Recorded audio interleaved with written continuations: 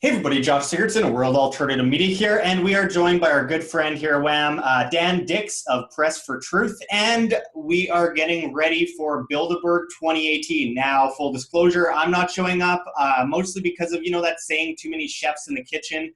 There's a lot of people that are going out these days. It's a far cry from what it was in the 90s when, not a lot of people knew what was actually happening at Bilderberg, but it's gotten to a point where there's a vast awakening happening. And I know Dan recently did a video on the streets of Vancouver, Canada, asking people about whether they have heard about Bilderberg. Now, most people still do not know what Bilderberg is. However, compare it to the 90s when, people like Jim Tucker was getting run off the road for daring to try and, confront people and get, video of the conference.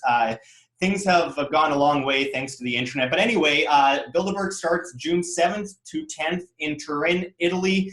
Dan, can you give us a bit of a rundown about what you expect from this year's Bilderberg? Well, it's always tough to forecast what can be expected. It's been different for me almost every time I go. Something else, comes up that I couldn't have possibly foreseen. And speaking on the momentum that you were talking about earlier, when I think back to my first Bilderberg that I ever covered, which was in 2006, back then there was like three or four journalists and maybe 10 protesters. I remember at the time it was Jim Tucker, Alex Jones, Daniel Estulin, and myself, and maybe about 10 protesters. So as you said, nowadays it has just exploded. I mean, one of the bigger ones was a couple years ago in London, England, where there were thousands of people. When we were at Chantilly, I think it was in 2012, there was probably 2-3 dozen journalists plus maybe 1,000 protesters. So it is shifting. However, as you saw from my recent Streeter video, not so many people out in the general public are aware yet. So we still do have a lot of work to do. So for this year, yes, it kicks off in June 7th in Turin, Italy. There's been some confusion. They tried to kind of throw us for a loop, making it look like it was going to be in Venice. Now it looks like it will be in Turin. And as I do every year, Josh, is to try to document the attendees, because we often see discrepancies within the official attendee list. And often, once you see who is in attendance on that particular year, then you can start to get a pretty good grasp on what the agendas may be based on who they invite. Well, who have they invited this year? Do you know any of the people coming out? Well, one of the reasons why we know that it is in Turin is because I think it's Prime Minister of Serbia announced that she was invited and that she would be attending. And that came out maybe a couple months ago. So it led us to believe that it was probably going to be there. So some things have leaked, like the Prime Minister of Serbia. I think it's Prime Minister, maybe President, but either way, she is going to be there for sure.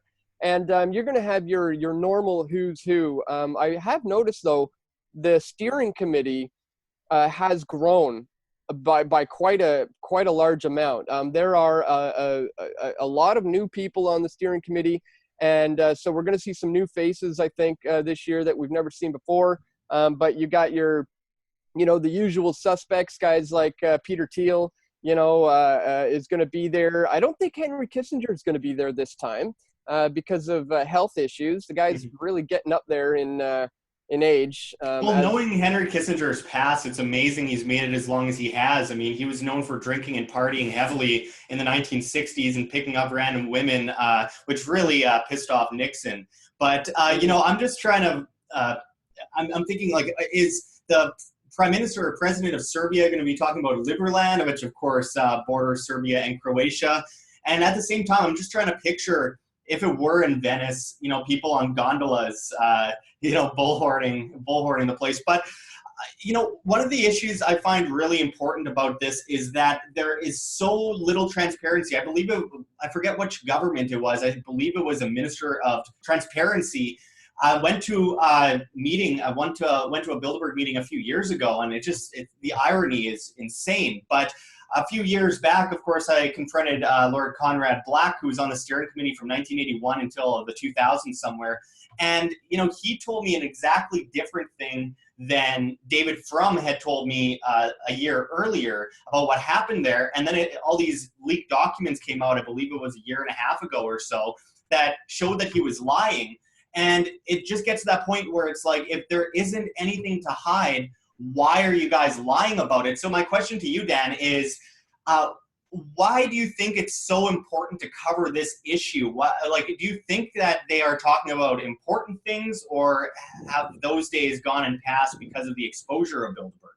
Well, I do think there are some serious important things being discussed there. These are generally a lot of billionaires, and billionaires don't take time out of their very busy schedules where they could be making money to go for 3 whole days, which is a lot of time for a billionaire to be away from their business, unless it's of the utmost importance. I mean, we always say these guys are not just discussing their golf game in there. These are various serious matters, and I think foreign policy is one of the key issues. They're going to be, in my opinion, likely going to be talking about what to do in Syria, what to do in Iran. The continued takeover of the Middle East is going to be on the table of discussion. What to do with Russia. I mean, last year, I think one of the agenda topics was China, just a very general and vague, but we know that these are the things that they are discussing in there, and that's why it's so important to find out what they're talking about. Because when you're discussing things in regards to foreign policy, these are things that affect everyone in the world. I mean, and what they decide there often plays out. As you said, months later, years later, we start to see the true agendas. So I think those topics are going to be on the agenda. And I also think they're going to be talking about the global economy and, the crash of the dollar, which we know is imminent and coming at some point. And also, how to deal with the cryptocurrency space, because I think this is something that is now of grave concern to Bilderberg. It's somewhat at a fork in the road. It could go a number of ways, and they want to see it go towards more centralization, obviously. So I think they're going to discuss what kind of a digital currency they can introduce that can be steered and controlled in a direction that's going to control society, not like a Bitcoin, for example, or a Monero or a Dash or these other kind of more decentralized cryptocurrencies. They're going to try to figure out how to get rid of those and then install their own controllable global digital currency. Yeah, absolutely. There is a huge push as, the Fed tries to raise interest rates enough to be able to drop them down so it doesn't go negative. We saw what happened in Sweden when they went into negative interest rate territory. They went almost entirely cashless, and there is this comprehensive push towards a global cashless society through the special drawing rights at the IMF. And people too often mix up, decentralized cashless and centralized cashless because, of course, blockchain can be used if centralized to enslave humanity. It can be used if decentralized to overthrow that which enslaves humanity, which is a really important point. But Dan, I wanted to kind of go into what you've learned over your years of attending these events, trying to get as much information out as possible. Can you go into some of the things that you've learned from confronting people, what they've told you, and what really stood out? Sure. Over time, my understanding of it has evolved, and I've come to learn that not everybody who attends Bilderberg is involved in some sort of nefarious agenda to create a one world government. Certainly, that is the main objectives of the group. But you got to remember that we're talking about 120 to 150 people. You have to be invited to attend this conference. And so what I've learned over time is that there's truly an inner circle within the inner circle and an inner circle within that inner circle, so to speak. It's like the Russian doll thing. And that's the only way these things can work is through compartmentalization. So I've learned there's an outer circle of people who are just there checking it out. They were invited. And I think a lot of people on the steering committee are kind of scoping out and feeling out some of these people to see who is going to be, worthy of being brought into the inner clique. And I think that's what Bilderberg is all about. It's like a Illuminati training camp or something like that, you could call it, where they're basically figuring out who to pick to bring into the fold. And I think a lot of the real things that happen at Bilderberg are often done not within the meeting. This is pure speculation, admittedly, but I think a lot of the major discussions happen when someone like a Kissinger or someone like one of the Rothschild representatives pulls these guys aside and has a little private conversation at the bar, or when they have their round of golf or whatever. That's when they start to really feel these guys out and try to see who's going to play along. A few years ago, I confronted Peter Sutherland of Goldman Sachs, and he had a young Irish MP, a member of parliament there, who was a first-time attendee. And I don't know if you remember that video, but I warned him, that, look, these guys are feeling you out. They're scoping you out. They're going to see if you're going to be willing to play along or not.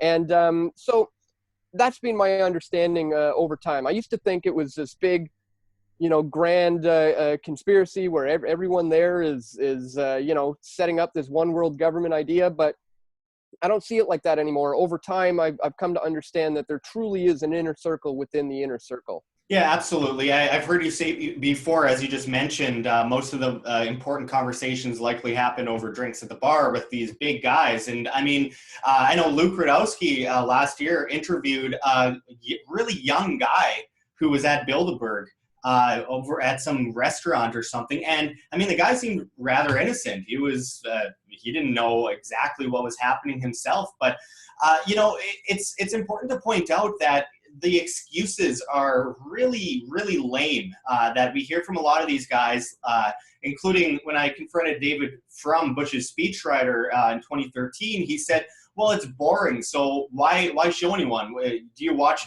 Davos meetings? No, it's boring. Why should we show anyone?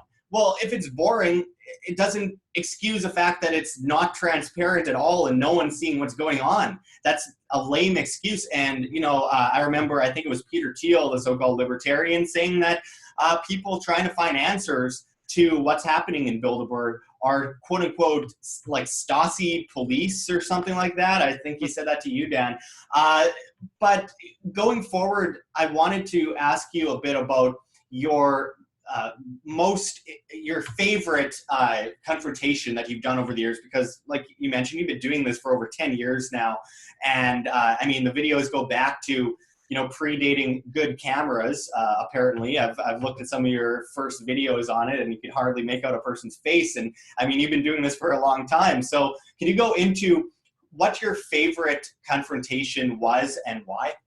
Sure. There's so many, it's almost hard to choose from, but a few come to mind. I mean, when I confronted the former Premier of Ontario, Mike Harris, he used the line from Fight Club, basically, and said the first rule of Bilderberg Group is that you don't talk about Bilderberg Group. And then he turned around and basically ran away. David Petraeus literally ran away from me when I asked him, what was being discussed in there. Another one, there was a banker, I think his last name was Wolfenstein, I believe, where, I asked him if I could talk to him, and he said, as long as it's off the record.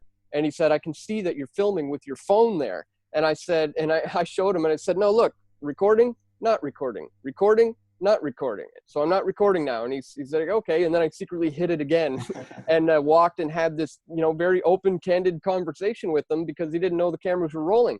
But having said all that, hands down, I think one of my favorite ones was when me and Luke Rudkowski were sitting at the bar in Copenhagen, Denmark, at the hotel before it was on lockdown, and we saw members of the organizing committee, a group of ladies who were just sitting there having a few drinks. So me and Luke kind of worked up the courage to start the cameras rolling and went up and started asking them about what they were doing in regards to organizing the Bilderberg group. And they denied that they were who we said they were. They lied. They just said, oh, we're just a couple of ladies on a girls' night out. It's our friend's birthday. And that's when Luke and I were detained by the hotel staff. And they physically detained me, which was outside of their bounds of authority. And they held me there until the police showed up. And then we ended up getting arrested and thrown in jail there in Copenhagen. And yeah, those guys were rough. That was, I think, the beginning of the hashtag Free Dicks. Yeah, exactly. Well, what ended up happening is the word got out online that Luke and I were imprisoned and assaulted by the police and thrown in jail there in Copenhagen. And hashtag Free Dicks started getting basically trending. And so there was a few posts that people made with the phone numbers to the Copenhagen jail where we were being held. And, I'll never forget it, where people came to our back, supported us and started calling in. And I could only imagine the look on those cops' faces as they're getting phone call after phone call and thinking, who are these guys who are in there? What is going on? And they eventually had to release us. We only, we're in there for maybe three or 4 hours or something like that. And in the space of that time, they were flooded with phone calls from people supporting our cause, and we were eventually released. And, because of all that, that's probably one of my favorite confrontations, is getting the organizing committee on the record. I don't know I don't care how old you are, hashtag Free Dicks will always be funny. But, with that said, I've heard you say before, Dan, that you study laws in countries that you go to before you go to them. What are you preparing for in Italy? Because, hasn't Bilderberg been in Italy before? I might not be 100% on that, but hasn't it been in Italy? Do you know how to ensure that you're not hashtag Free Dicks again in some jail in Italy? Yeah, I think it has been. Don't quote me on that. I'm pretty sure they have been there. Possibly it's a long time ago. I think it might have been the 80s or something like that. I certainly have my guard up about the Italian police. From what I'm hearing, is they can be pretty bad.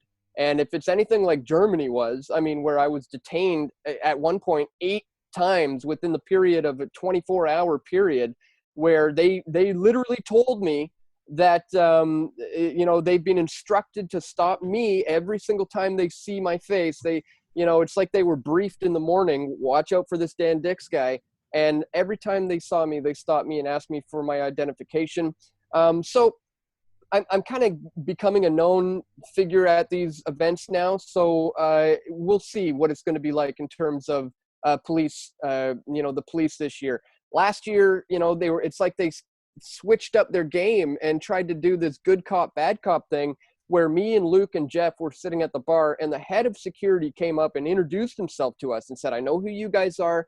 I want to introduce myself, let you know I'm the head of security here. I'm, going to be keeping an eye on things here, and just wanted to clear the air, let you know that I know who you are, and I want you to know who I am. And it was almost like a good cop, bad cop, trying to, make us feel comfortable with them. So it's tough to say,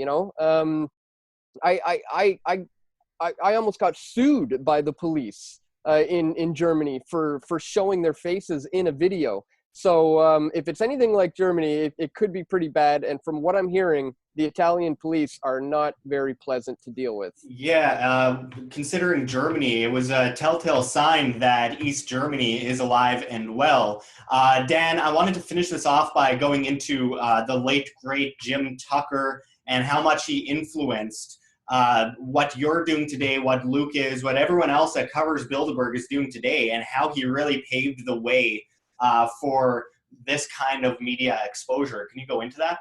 Sure. He was such a trailblazer. When I first met him, it was in 2006. I was, like a giddy fan. I was like, oh, wow, I'm meeting the man who is the reason why I know who these guys are. And, he's been doing this since the 60s. He's been tracking them right on through the 70s, 80s. He was one of the first guys to do it. I had his book, left that back in Ontario. I got a bunch of books I gotta get back. But yeah, he was truly inspirational. You know, as you said, there's a documentary out there. I can't remember what it's called. I think it was made by that English guy. And you can see them being chased by the security just for you know, doing what he was doing. At that time, it was really dangerous. They took it seriously. They had, you know, snipers on the roofs and things like, because they really didn't want it getting out there. But thanks to guys like Jim Tucker for being brave enough to do it, he kind of paved the way for others, for guys like me to be able to show up there with the armed with our greatest weapon, the video camera. So yeah, it's sad that he is no longer with us, because you know, he really taught me a lot in terms of doing my due diligence on the actual attendees. And yeah, I gotta give the man credit where credit is due. If it wasn't for him trailblazing the way he did, I probably wouldn't be doing what I'm doing today. Yeah, he was almost run off the road. He got incredible inside information that no one else could get. The guy was really crucial for the spread of information. You got to remember, in a time like the 80s, 90s, when the internet obviously didn't have the power it has today. The internet obviously didn't really exist in the 80s, but even in the 90s, as it started to come to fruition, we didn't have YouTube, we didn't have all these other video sharing websites to learn about this stuff. It was, you know, people wrote articles, and if someone bought an independent film off the street or at some, you know, independent movie store or something like that, then you might be able to find out about this stuff. But you had to dig deep, and it wasn't easy back then. And I'm just thankful for what I have today here with the internet, because, you know, it was a really dangerous thing to talk about this kind of stuff in that day and age. I mean, people died. And so for that reason, I definitely have to give big props to Jim Tucker, who unfortunately passed away a few years ago. But Dan, as we wrap this up, can you go into why people should keep their eye on Press for Truth during this conference and what they can look for? Sure. Yeah, pay close attention to my YouTube channel. I'll probably be going live when it's important to do so. And pay attention to my Twitter, and you know, follow me on Facebook as well. But most importantly, YouTube, because, you know, we are putting ourselves out there. I mean, I get in danger's way. You know, I'm putting myself on the line to bring people this information that they so rightly deserve to hear and know about.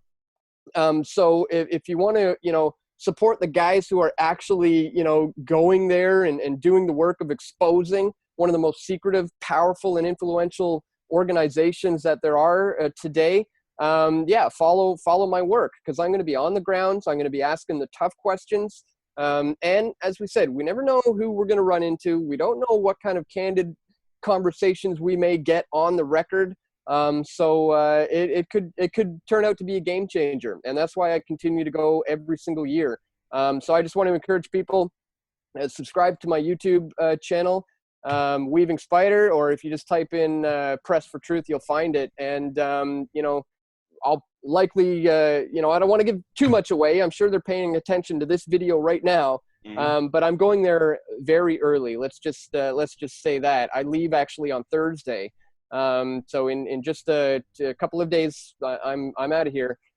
So stay tuned. I will be in Bologna, Italy for a couple of days, and then I'm heading straight to Turin, and we'll see what kind of good stuff I can get this year. Absolutely. I hope everyone watching this stays tuned to Press for Truth. Of course, check out pressfortruth.ca. And Dan, I will be seeing you at the Red Pill Expo soon after, June 21st to 23rd in Spokane, Washington. And I hope to be seeing the rest of you out there as well. Make sure to check that out. That's Spokane, Washington, June 21st to 23rd. Check the links below. And once again, thanks for joining us, Dan. This is Josh Sigurdson signing out from World Alternative Media. Find the truth, be the change.